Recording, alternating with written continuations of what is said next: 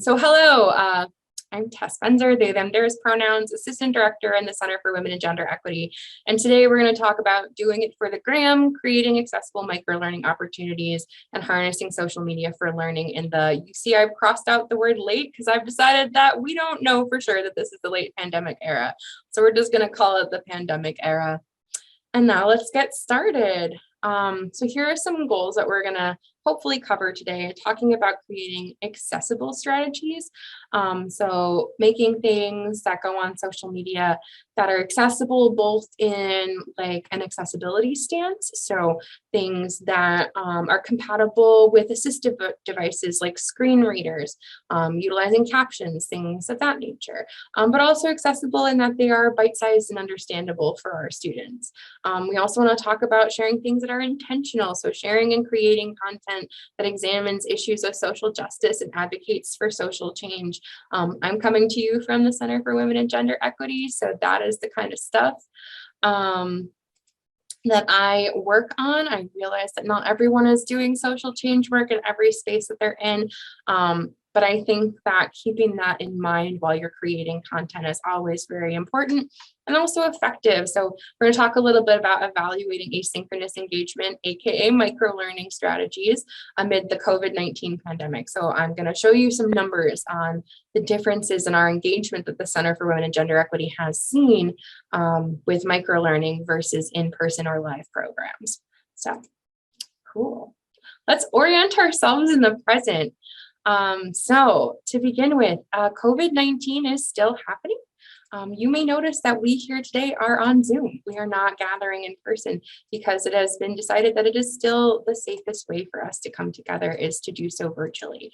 I also want to offer that, right now cases in 2021 are actually higher than they were at this time last year, largely because of the return to in-person work and in-person learning that has happened. This is numbers that I pulled from the beginning of the week. If you compare last week this year versus last week last year, 7-day average is quite a bit up in Chester County. And we also know from our COVID dashboard that only a percentage, it's a pretty high percentage, but only a percentage of our students have indicated that they've received at least one vaccine.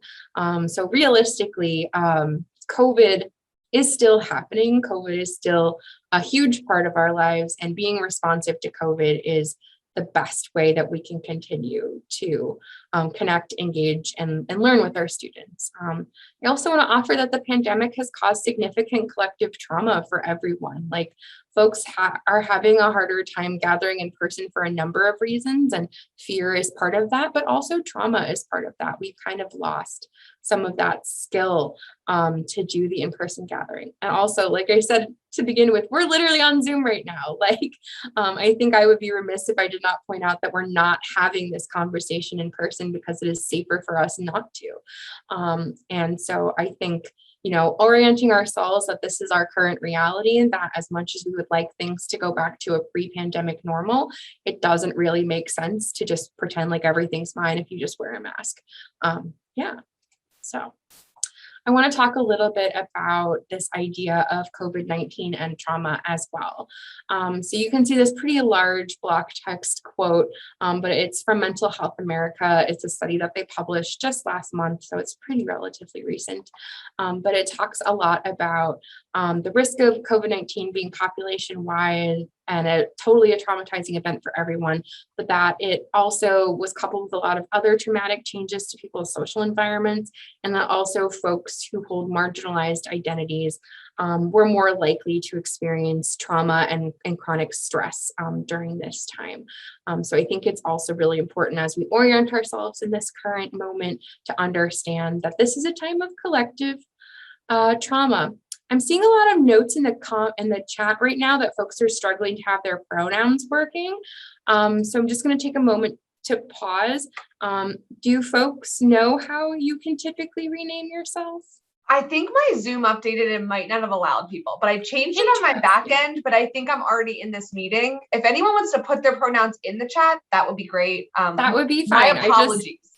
All good. I just wanted to make sure that I acknowledged that I saw that was coming up in the chat. I appreciate folks being very mindful of their pronouns and sharing them in the chat. So I think for a stopgap, that would be really great. If you want to. Sorry about that, everyone. All good, all good. So, but yeah, so I just wanted to kind of, as we orient ourselves in this late pandemic, ongoing pandemic, endemic sort of situation that we find ourselves in, realizing that COVID-19 is not over. It is not something that happened. It is something that is still happening. And as we really are moving and trying to figure out what the best way to reach and engage with our students is, we need to be mindful of the lessons that we've learned in the last 2 years. And one of the things that we have learned is that this has been really challenging and really hard for a lot of folks, and we need to be responsive to that. The next thing I also want to offer is just this kind of idea around the conflicting messages that some of our students have been receiving. This is a tweet from Samantha Joel. The messaging from universities that it's safe to gather in classrooms but not at parties is clearly not really being received very well. So this understanding that we're kind of creating double standards around when we've decided it is safe for folks to come together versus when it's not. The sort of shaming that has gone into folks socializing, going to parties, going to bars, when we aren't shaming folks for gathering for purposes of labor, like going to work or going to class. I think it's just really important that we keep that in mind, that our students are very much so struggling to sort of square that circle of that kind of very challenging communication that they're getting, where they're receiving, yes, you must be here in person, but only if you're in class. That's the only time we've decided it's safe. And that's frankly not supported by data. Gathering in person for any circumstance has its risks. And so offering that to folks as we imagine how we gather and when we gather and for what reasons we gather. Yeah, so, okay. Awesome. Great. So let's do the numbers. I want to talk a little bit about online engagement that the Center for Women and Gender Equity has seen since we've kind of begun this pandemic era. So I began working here at the Center for Women and Gender Equity in 2019. So this is the first available data I was able to pull on our Instagram followers. So we had 954 as of May 2019. And as of this morning, we've actually gained an additional followers. So as you can see, we've had quite a bit of growth on our Instagram. And I don't want to take all the credit for it, but I do believe that our content has significantly changed since my beginning of the time in this position. And so I think that that may have had something to do with our growth. I also want to offer that our average engagement is about 300 accounts per post, which is pretty significant. Each of our posts has about 300 people who interact with it. Either they view it, like it, engage with it in some way. And another very important statistic that I kind of keep in mind is that not all of those accounts are folks who are following the center. So that is frequently how we convert a lot of our reach into followers, because they are people who perhaps have seen something of ours shared or reposted by someone, and then they come and take a look at our content, which is really awesome. Also, when it comes to creating videos, so that would be like reels or lives on Instagram, we're averaging about 186 views per Instagram, which is pretty impressive. I also would be remiss if I didn't mention some gender here, because I work for the Center for Women and Gender Equity. So as of the data collected by Instagram, who is owned by Facebook, so keep in mind these statistics are binary. 83% of our interactions are from women, 17% are from men. I want to offer that there's no data recorded by Instagram of identities outside of the binary. But I just wanted to offer that little snapshot of our social media engagement. And then embedded within our social media engagement, we also offer a virtual newsletter. And our average opens of that newsletter are about 1,765 people, which is fairly significant because that is a pretty content heavy piece of our learning that we put out. Now let's compare that to some live engagement. So average number of attendees for synchronous live programming has been about 31 people since the beginning of the pandemic, and all but 2 of our events have been held totally virtual, with one that was held in a hybrid setting. So it was offered on Zoom, but we did have a watch party in person for folks to join us. Pre-pandemic in-person engagement numbers, about 30 4 was the average in spring 2020 prior to March, and then 54 for in-person in fall 2019. But I should note that also includes 9 FYE classes that all had 150 people in them. So that kind of inflated that number a little bit. So as you can see, just kind of comparing these numbers, an average of 40 attendees at live programs versus an average of 300 engagements per micro-learning opportunity. We really are capturing a much wider audience when we're able to utilize social media, because that's where people are. Our students are on their phones. And as we've navigated virtual learning totally full-time last year, and also a lot of still hybrid engagement in a lot of places, we can see that folks really are much more likely to engage in smaller scales on their phones or on the internet somewhere. Yeah. So now I want to talk a little bit about this accessibility piece that's in my title. So understanding universal design and accessibility. So universal design, I'm sure a lot of you all here are familiar with it. It's this idea of utilizing some standardized design tools to make the things that you produce both accessible from like a readability and understandability standpoint, but also accessible for folks who are utilizing assistive devices. So that might mean things like including captions, like there are captions on this Zoom today, or making sure if you are posting a visual only post that you're including a description of that video for folks who are utilizing screen readers. So we're going to get into that a little bit.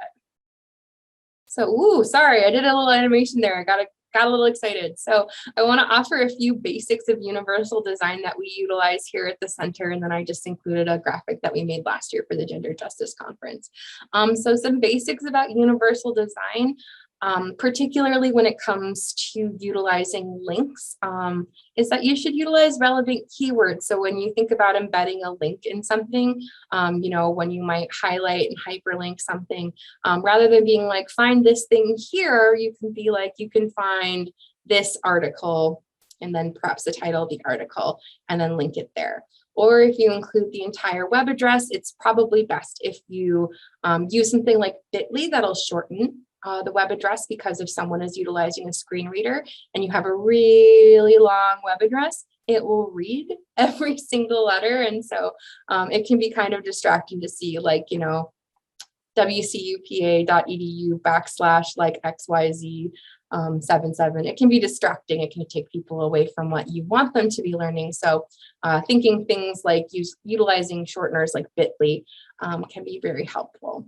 Also, if any links that you're utilizing will download a file, you should indicate what type of file it is and how big it is.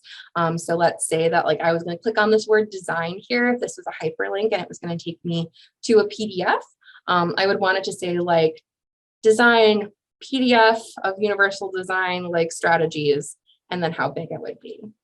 Another thing you want to utilize is using clear and simple language.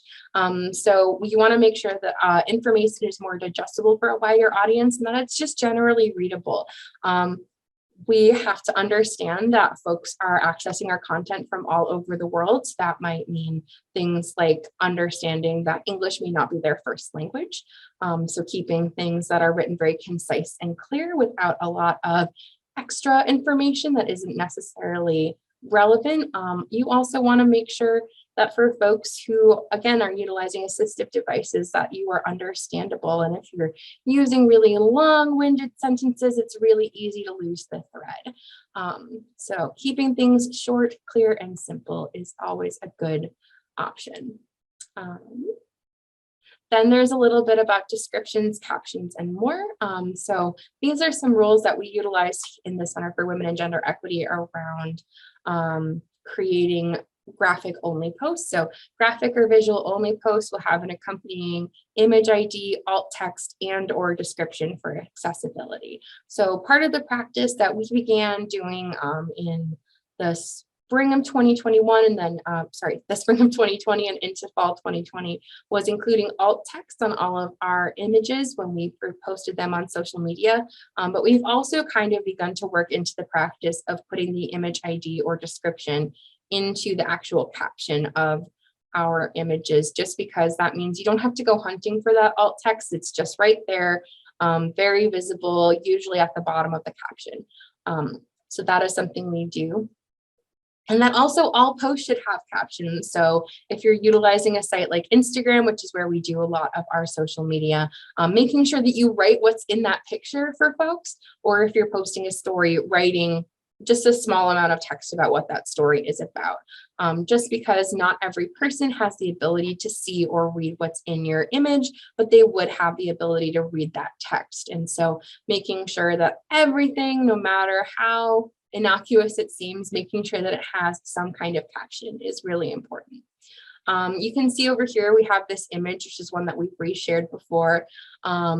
And so I gave you all a little example image description here. So this is 2 hands are placing a plaster on a hairy knee. On the plaster, it reads, "Healing slowly is still healing." So it's just a very brief description of what is in this image that folks who perhaps can't see it or who are utilizing a screen reader are able to see. And this is also very helpful for folks who maybe may experience things like color blindness if the colors in the image make it harder for them to see. Offering a small description as to what they are looking at can be very helpful. Another way that we can practice this inclusivity is utilizing camel case and hashtags. So camel case is where you uppercase, or you use an uppercase letter for the first letter of each word in your hashtag. This makes it so that screen readers are able to read them, and it also makes it a lot easier to differentiate between words in the hashtag, because when you write a hashtag, they're all kind of squished together in one spot. So utilizing camel case with each individual word having a capitalized letter to start helps with readability across the board. And then finally, another rule that we utilize for accessibility and inclusivity in our space is posts that might be triggering or activating for someone come with an accompanying content warning.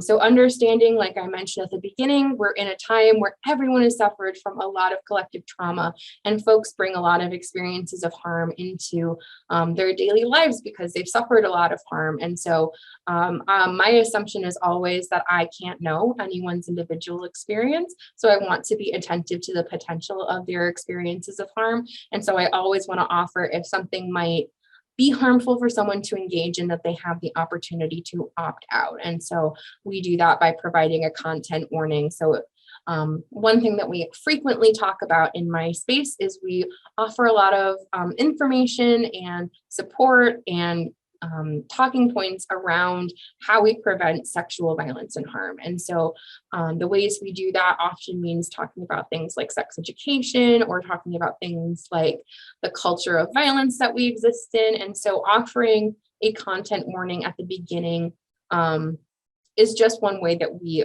allow folks to go, oh, I want to engage in this, or nope, this isn't something I'm able to do right now. And it gives folks kind of that moment to pause and scroll on if it doesn't make sense for them. Cool.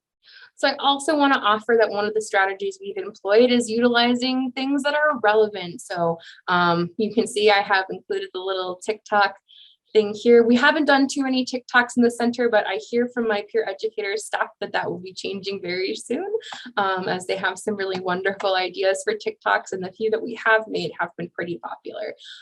So utilizing things that are popular to, pop culture, relevant to that, online and offline trends and current events, being responsive to what is happening in the world, really helps folks to connect with larger themes and larger theories that you might want them to become more familiar with. And it also reaches students where they are. And I think that that's a really important thing to keep in mind is, yes, we're reaching them where they are literally, because they might be on their phone or their tablet, but we're also reaching them where they are as they move through the world. So utilizing the language that they're using, utilizing trends and topics that are in conversation around campus helps us to meet folks where they are, but not leave them there. Keeping them in that space, reaching out in that space, but then offering things that might help them gain a more nuanced or complex understanding of what they're talking about. And one of the ways that we in the center do this is by making a lot of space for student-generated content. During the pandemic, a lot of our content, I will share, was made by me, simply because, managing remote work for 10 undergraduate peer educators can be challenging on top of, remote school and remote life and a whole pandemic happening. But I will offer that our space, we tend to see some of our best engagement when the content is student generated, because they are much more likely to know what's up, what's being talked about, what is popular, what is kind of making the rounds in conversation, and they'll be able to address that in a way that has so much more specialty and nuance than anything that I might be able to create. So definitely a huge plug for student generated content. So now we're going to talk about some pocket learning engagement strategies.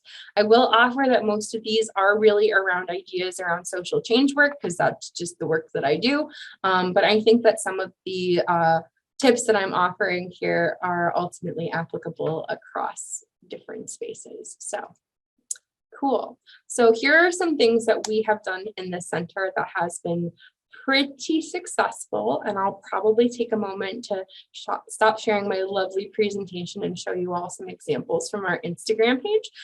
But some of those things have looked like talking about sex education, so offering some pretty bite-sized introductions into some basics of sex education for folks, so that they can engage on their own time, at their own speed, but also centering marginalized voices. So utilizing our Instagram and our social media presence as a way to boost voices that are not necessarily part of the mainstream narrative all of the time. So really making sure that BIPOC folks are really very visible in the work that we do, making sure that folks of diverse gender identities are represented, because we're the Center for Women and Gender Equity, but also things like talking about and pulling from things like disability justice work and anti-racist work, and really connecting those pieces and understanding that all of these social change work pieces really do depend on one another in order to work. So I'm going to briefly stop sharing my screen so that I can share a different screen with you all. And I'm going to show off the Center for Women and Gender Equity's lovely Instagram page.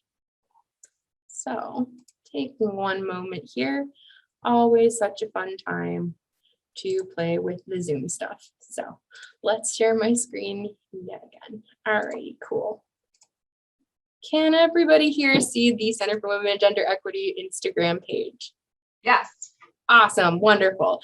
So I want to just show off just a few pieces of student generated content that we've worked on that have been pretty impactful and have gotten a lot of interactions. So this is one that was made this past semester by one of our students. Her name is Callie. And it just kind of gives a brief overview of what resources are available to students at Westchester who have experienced harm.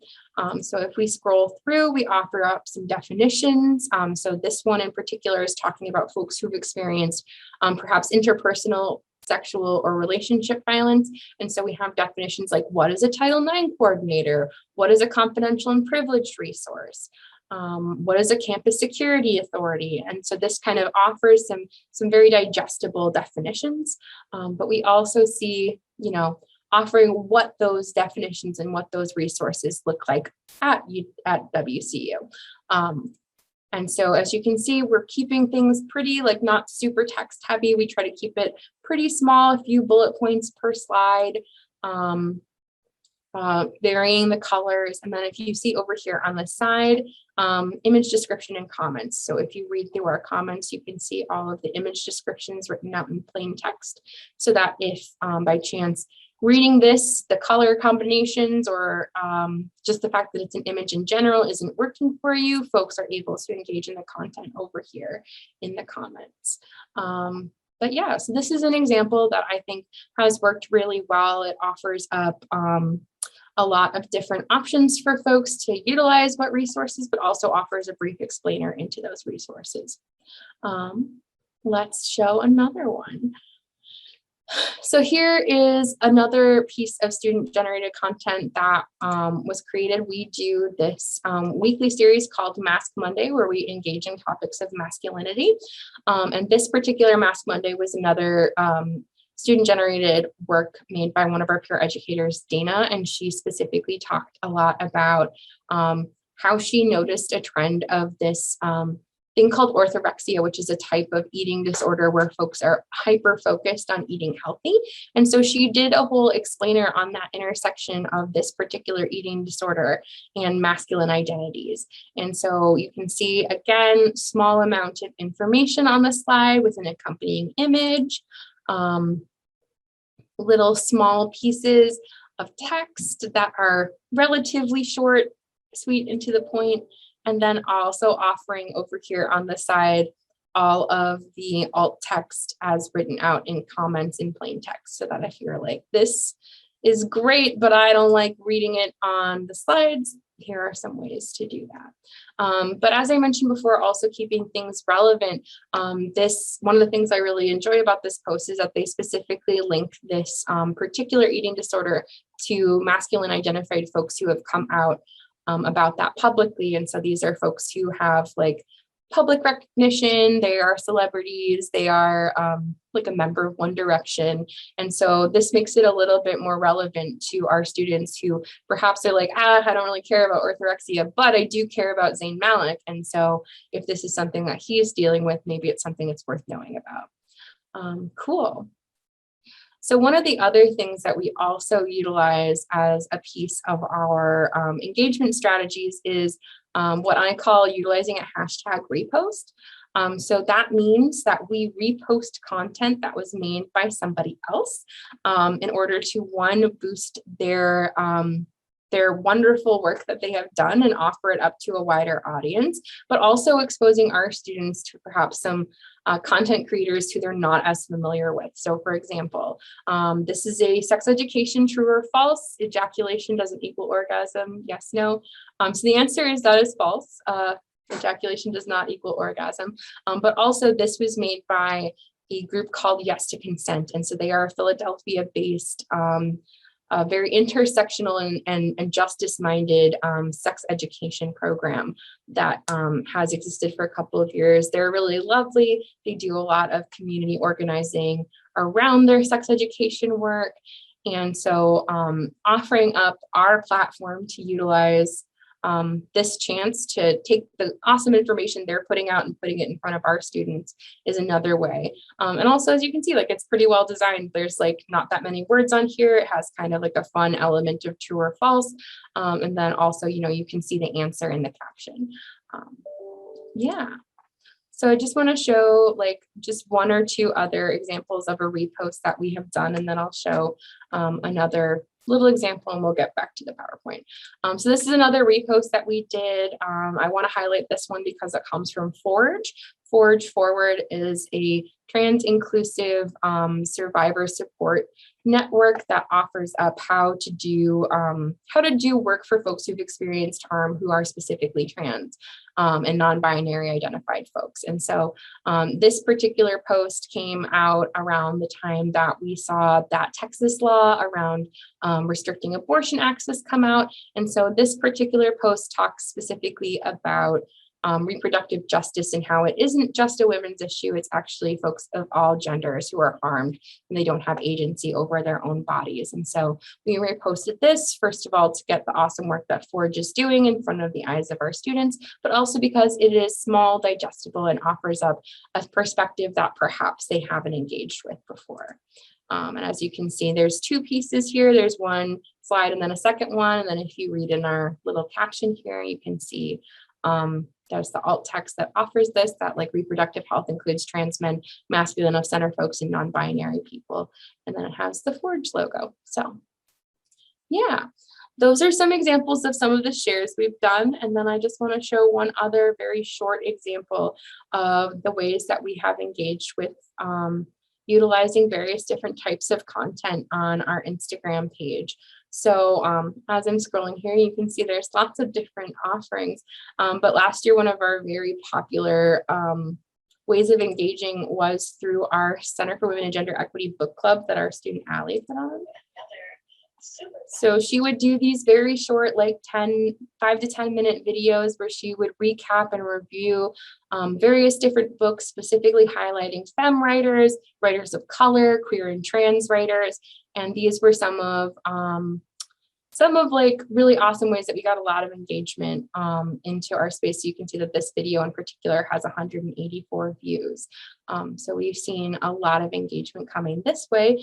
And these were also done as Instagram lives. So that means that, you know, anybody who's following us, when this video started going, it was in our story and folks would get a notification saying, hey, the Center for Women and Gender Equity is going live.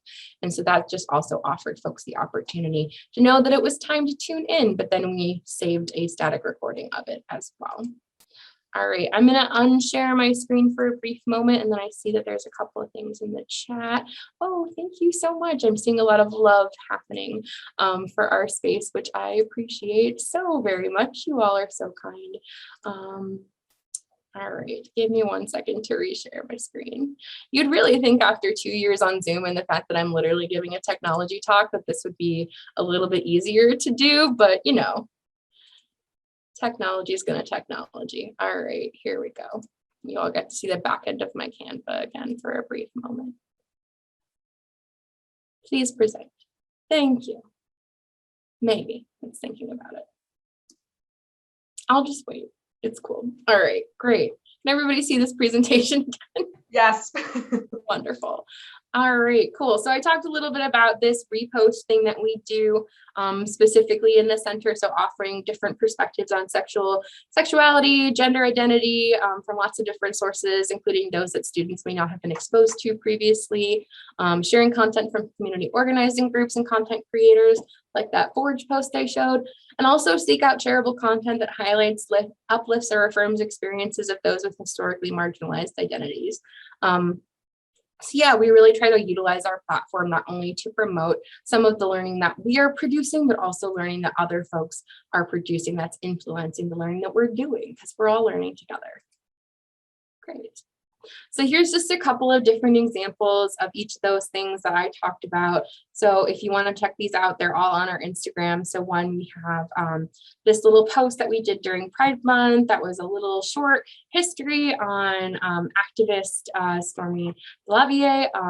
She is wonderful and is also kind of historically known as someone who may have begun some of the first resisting of the police at their raid on the Stonewall Inn, which is the historical start of Pride.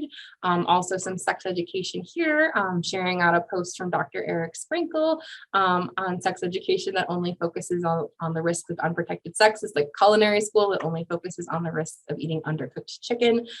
So kind of a little bit funny, a little bit relevant, and then also this post here, which was our little way of advertising our podcast, Exploring Entanglements, which was a peer educator produced podcast talking about the concepts in this book, Sexual Citizens, and really talking about what it means to be a college student here at Westchester who's navigating a sex life, navigating all of the potential harms that come with it, and doing it all during a pandemic. So it's also really wonderful. They're about 25 to 30 minute long episodes, and I highly recommend that folks check those out. Cool. And then I also want to take a moment to highlight some hybrid engagement that we did. So these two images that you see here, Big D stands for Big Demeanor, was a part of our equality speaker series last year. And so while it was live and synchronous and on Zoom, we also recorded it and put it on our YouTube page to be viewed later. Similarly with the Gender Justice Conference that we did in the spring, we recorded most of the sessions there with consent of the various presenters, and then offered those up to be viewable again on our YouTube page. One of the benefits of doing this, in addition to it existing after the live event is over, is that we can also go in and edit captions to make sure that they're accurate, so that folks who may be viewing it on the back end are able to watch with captions if that makes understanding easier. I know a lot of folks with various different neurodiversity find that watching things with captions helps them to comprehend and understand and absorb information. So there are some benefits to recording stuff, but there are also benefits to just having a live thing be a one and done situation. And then finally, I wanted to just offer up a couple of tools that you can use if you're looking to sort of improve your social media. Hootsuite.com is a great place to post, to do some cross posting. So if, say, you wanted to see the same post go up on your Facebook page and your Twitter and your Instagram. And I also want to add that very recently, the single post thing is no longer a thing. So you can actually post slides now. But you can cross post things on multiple social media platforms by utilizing things like Hootsuite. And then also I would share that Linktree, which I've seen a lot of other folks in student affairs start to utilize for their pages, is a good way if you want to reference a link or a story or another piece of information that folks can learn more about. You can do this by utilizing a Linktree. Great. So now I just want to offer some time for questions and see if there are ways that I can help folks consider other accessible microlearning ways they can engage with folks. I'm going to stop sharing my screen. And yeah, if anyone has any questions, I'm all ears. I have a question. I just want to say, first of all, I'm always looking at Sweegee's Instagram for inspo. I think it's really great. All the flyers and everything. Like when I'm lacking inspo, I look there. I'm curious how you approach training your student staff that post on Instagram in terms of like imagery and like that kind of that brand you're like striving for and how you train your student staff on it. I know I have a hard time, like I know what I visualize and I know what I'm looking for. I think I have a hard time expressing like what I'm envisioning without just being like, I'm just going to do it, because I have a hard time explaining like what I'm going for.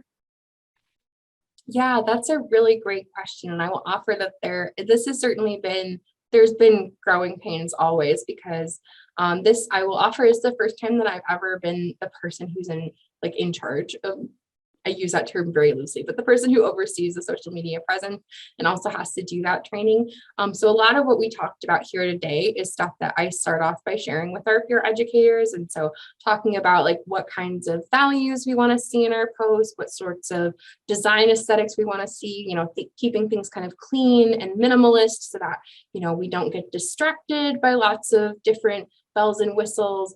And I'll also offer that for our student staff. What we do, we utilize Microsoft Teams, is we invite and kind of require folks as they're working on their various different ads to post a draft version before it goes up online.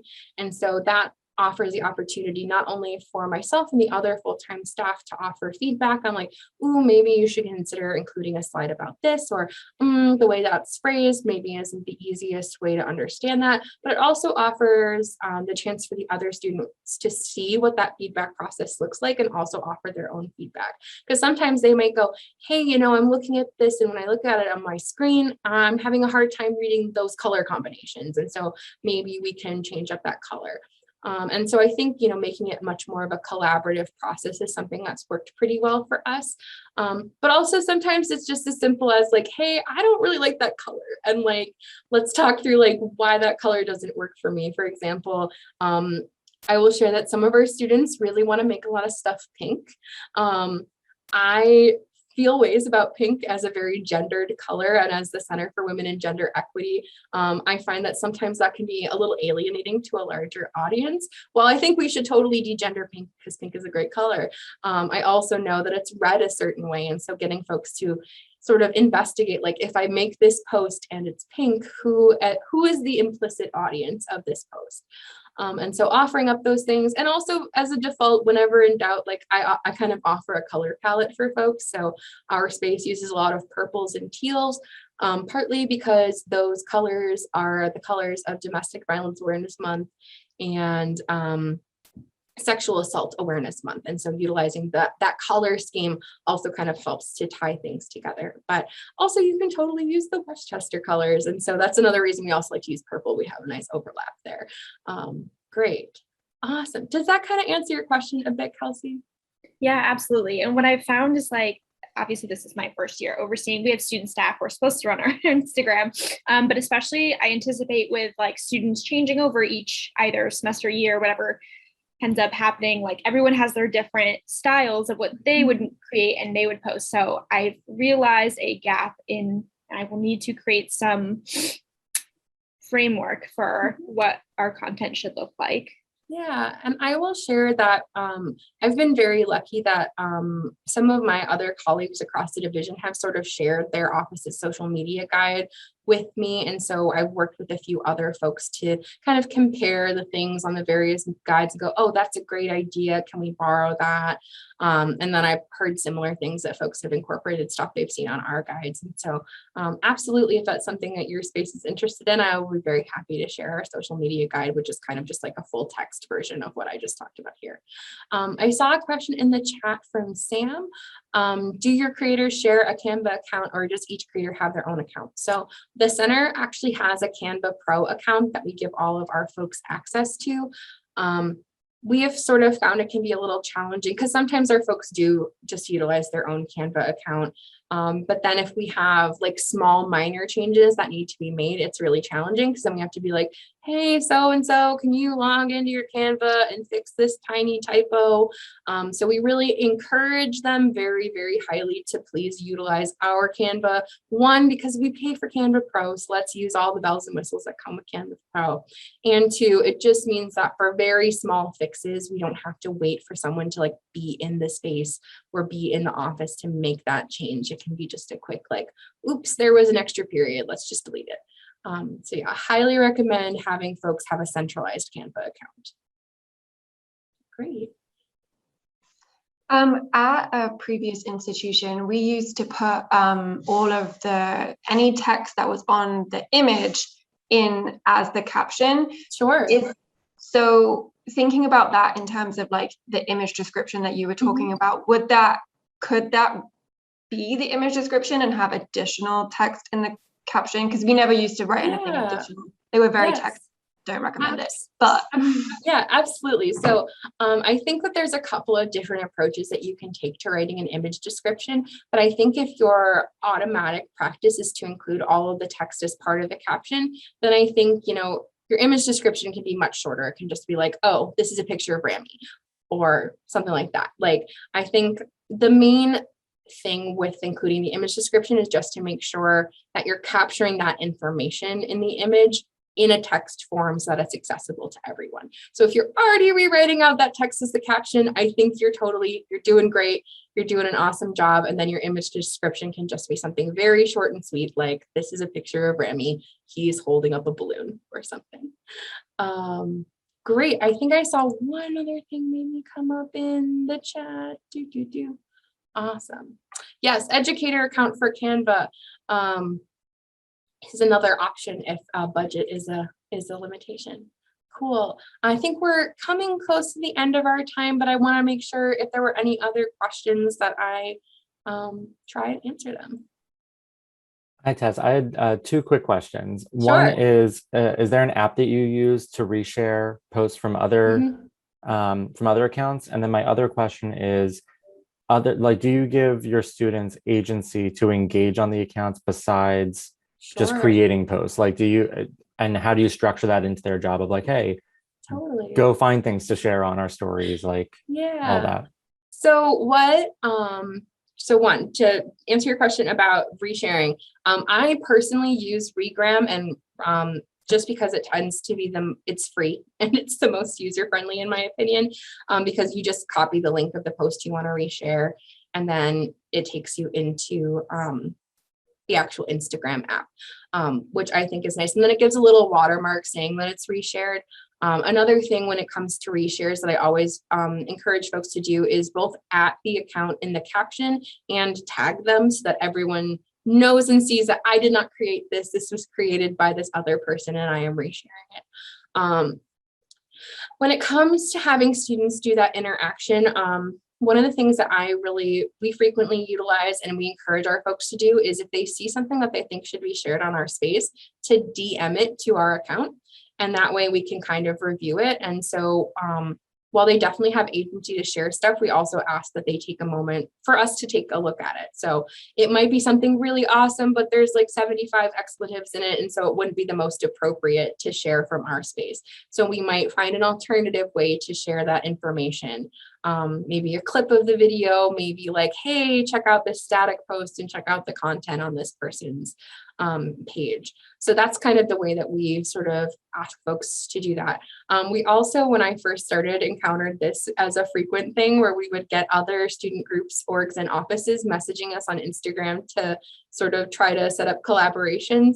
That got really challenging because it got messy, and we would have like one person respond, but then they'd log off for the day, and then no one would really know where that was. Now the kind of approach that we take is if someone approaches us on our social media regarding like an event or a collaboration or a partnership, we just respond with, hey, can you please email our general email box and someone will get back to you. Just because Instagram, especially when you have like 10 people being able to log into the account, it can be just a little challenging to know, like, for sure, like, yes, this was answered. Yes, this person got what they needed. And we can confirm that like everything is good. So does that kind of answer what you, great. Cool.